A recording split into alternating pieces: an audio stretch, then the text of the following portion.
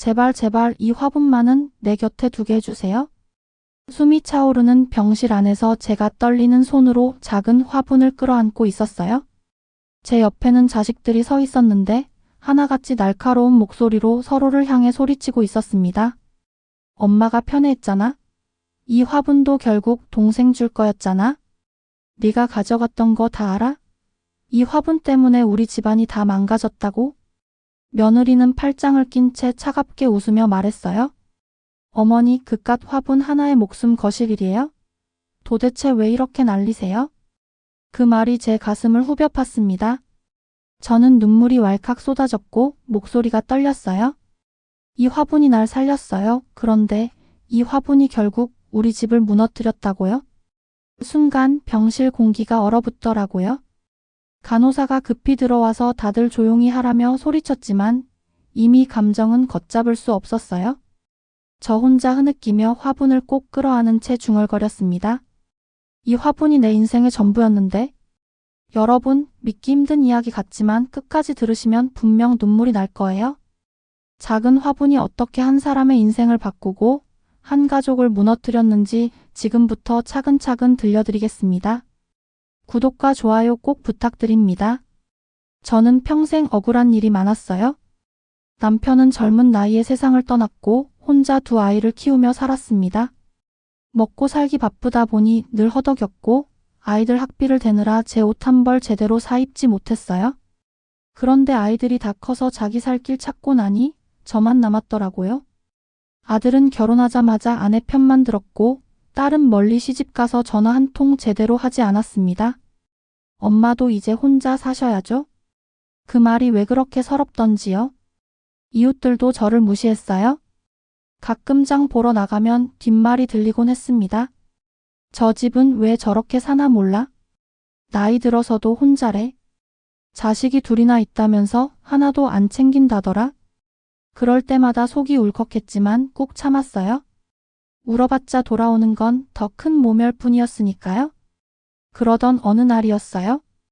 동네 버스 정류장 근처에 버려진 작은 화분 하나가 제 눈에 들어왔습니다.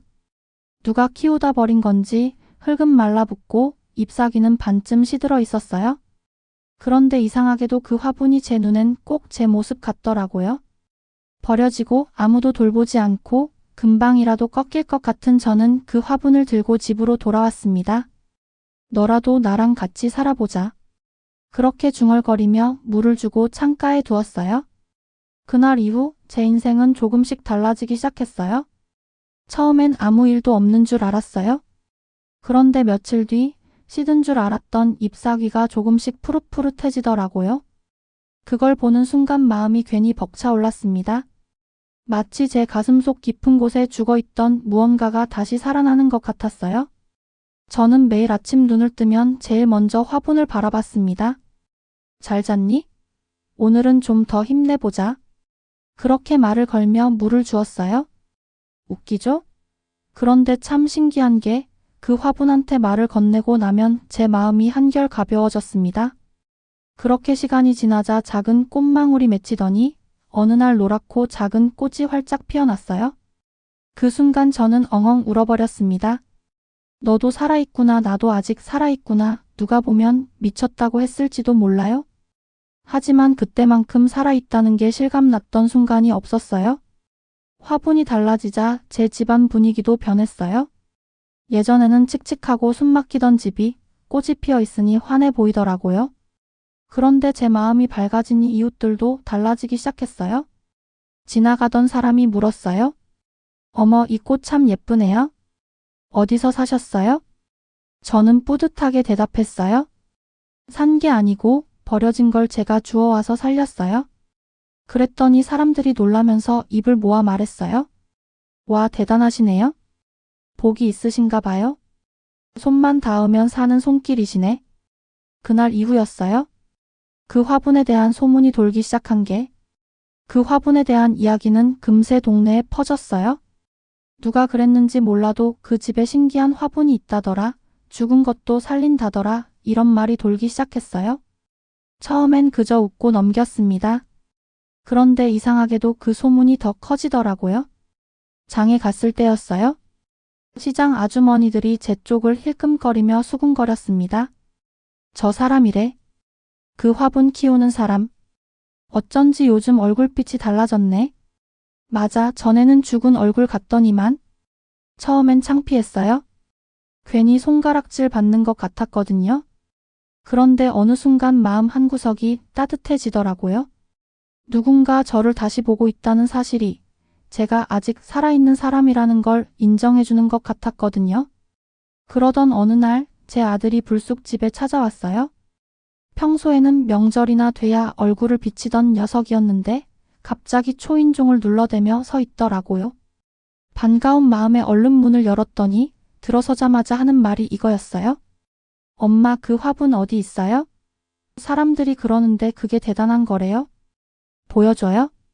순간 마음이 철렁 내려앉았습니다. 아들이 화분에 관심을 가질 줄은 몰랐거든요. 저는 얼버무리듯 말했어요. 그냥 버려진 걸 내가 살린 거야. 별거 아니야. 그런데 아들은 못 믿겠다는 듯 씩 웃으며 화분 앞으로 가더라고요. 이게 별거 아니에요? 엄마 집이 이렇게 밝아진 게 다 이거 덕분 아니에요? 그때 며느리도 따라 들어왔습니다. 제 눈에는 탐욕스럽게 반짝이는 눈빛이 보였어요. 어머니, 이런 건 집안에 두면 안 돼요? 애들한테도 좋은 기운을 줘야죠. 우리 집에 두는 게 맞는 것 같아요. 그 말을 듣는 순간 제 속이 뒤집히더라고요. 아니야. 이건 내가 키우는 거야. 내가 살린 거라고. 누구한테도 못 줘. 목소리가 떨렸지만 단호하게 말했어요. 그러자 며느리는 코웃음을 치며 말했어요. 어머니 참 욕심도 많으시네. 자식 걱정은 안 하고 꽃 하나 붙들고 사는 게 말이 돼요? 그 말에 저는 피가 거꾸로 솟는 기분이었습니다. 네가 뭔데? 네가 뭘 알아? 이 화분이 없었으면 나는 벌써 죽었을지도 몰라. 그 순간 방 안 공기가 팽팽해졌습니다. 아들은 괜히 눈치를 보더니 화제를 돌리려 했지만 며느리는 끝까지 집요하게 파고들었어요. 그러니까 더더욱 우리 집에 두자는 거예요? 어머니는 나이도 있고 혹시라도 잘못되면 누가 돌볼 건데요? 차라리 제가 키우는 게 낫죠? 저는 그날 밤 잠을 이룰 수가 없었어요. 화분을 품에 안고 잠들면서도 혹시 내가 없는 사이 저 여자애가 가져가면 어떡하지 하는 불안감에 시달렸습니다. 며칠 뒤에는 딸까지 내려왔습니다. 멀리 살던 딸이 갑자기 찾아온 것도 의아했는데 역시나 화분 얘기를 꺼내더라고요. 엄마, 나도 들었어? 그 화분 신기하다면서? 나 지금 사는 집이 너무 답답해서 거기 두면 좋을 것 같아. 엄마, 나한테 좀 줘. 저는 정신이 아득해졌습니다. 너까지 왜 그러니? 너희는 다 내 마음 몰라? 이 화분은 내 거야. 내가 살린 거라고. 아무도 못 가져가. 그날 이후였어요. 화분이 기적을 주기는커녕 오히려 우리 가족 사이를 갈라놓기 시작한 게 그날 이후 제 마음은 늘 불안했어요. 하루 종일 화분만 바라보고 혹시 누가 가져갈까 싶어 방문도 잠그고 잠들곤 했습니다. 그런데 사람 마음이라는 게 참 간사하더라고요. 그렇게 지키고만 있으니까 오히려 점점 더 집착하게 되는 거예요. 화분이 조금만 흔들려도 가슴이 철렁 내려앉았고 잎사귀 하나가 떨어져도 눈물이 날 만큼 두려웠습니다. 그러다 결국 일이 터지고 말았어요. 그날은 장을 보러 잠깐 나갔다가 집에 돌아왔는데 현관문이 반쯤 열려 있더라고요. 순간 등골이 오싹했어요. 서둘러 안으로 들어가자 제 눈앞에 펼쳐진 광경은 믿을 수 없는 것이었습니다. 제 화분이 사라져 있었어요. 그 자리엔 흙 몇 줌만 흩어져 있었고 창가에는 화분이 있던 자국만 선명히 남아 있었습니다. 다리가 후들거려 주저앉아 버렸습니다. 누가 내 화분을? 그때 마침 아들이 들어왔습니다. 저는 울먹이며 물었어요. 내가 가져갔니? 내가 가져갔지? 그런데 아들은 황당하다는 듯 고개를 저었어요. 엄마, 나 아니에요. 내가 왜 그래요? 하지만 저는 믿을 수가 없었어요. 불신이 눈동자에 가득 차오르자 아들은 억울하다고 고래고래 소리쳤습니다. 엄마는 늘 나만 의심해. 딸은 안 그러겠지? 그럼 딸이 가져갔을 거예요? 엄마 편 들어줄 줄 알았더니 결국 나만 의심하네. 그 말에 저는 소스라치게 놀랐습니다. 정말 혹시 딸이 가져간 걸까? 며느리가 슬쩍 챙겨간 걸까? 아니면 이웃 누구일까? 의심이 꼬리를 물고 이어졌습니다. 며칠 뒤 딸이 전화를 걸어왔습니다. 그런데 목소리가 자꾸 떨리더라고요. 엄마, 나 사실 화분 내가 가져갔어. 집에 두고 싶었는데 미안해. 순간 귀가 멍멍해졌습니다. 딸마저 믿을 수가 없게 된 거예요? 너까지 나를 배신하는구나? 입술이 바들바들 떨리며 말이 나오지 않았습니다. 그날 밤 저는 방 한가운데서 홀로 주저앉아 통곡했어요. 내가 뭘 그렇게 잘못했니? 남편도 떠나고 자식들도 떠나고 이제는 화분마저 나를 떠나는구나. 그 순간 갑자기 심장이 쿵 하고 내려앉는 듯 했어요. 가슴을 움켜쥔 채 바닥에 쓰러지고 말았습니다. 숨이 가빠오고 세상이 까맣게 변해버렸습니다. 눈을 떴을 땐 병실이었어요. 그 곁에는 화분이 다시 제품에 안겨 있었고 딸과 아들, 며느리까지 모두 울고 있었습니다. 그런데 저는 그 화분이 제 손에 돌아왔다는 사실보다 아이들의 눈에서 서로를 원망하는 증오가 가득 차 있는 게 더 두려웠습니다. 병실 공기는 숨막히게 무거웠습니다. 아들과 딸은 서로를 원망하는 눈빛으로 노려보고 있었고 며느리는 모른 척 고개를 숙이고 있었습니다. 저는 힘겹게 숨을 고르며 화분을 꼭 끌어안고 있었어요. 이제 그만 좀 해라, 다들 그만 좀 싸워. 제 목소리는 거의 들리지도 않았습니다. 그런데 그 순간 병실 문이 열리며 뜻밖의 인물이 들어왔습니다. 남편이 오래된 친구라는 사람이었어요. 저는 눈을 크게 떴습니다. 어르신, 이 화분 저도 알아요? 그 사람은 화분을 보자마자 중얼거리더니 한숨을 깊게 내쉬었어요. 이건 사실 형님이 그러니까 당신 남편이 살아있을 때 제게 털어놓았던 물건입니다. 그 말에 제 심장이 또다시 철렁 내려앉았어요. 아이들도 놀라서 그 사람을 바라봤습니다. 무슨 말씀이에요? 우리 아버지가 이 화분을? 아들이 다급히 물었고 그 사람은 고개를 끄덕였어요. 형님이 돌아가시기 전에 늘 말하곤 했습니다. 미안한 빚이 있다고 그 빚을 갚고 싶어서 이 화분을 몰래 준비했다는 걸 들었지요. 저는 귀를 의심했습니다.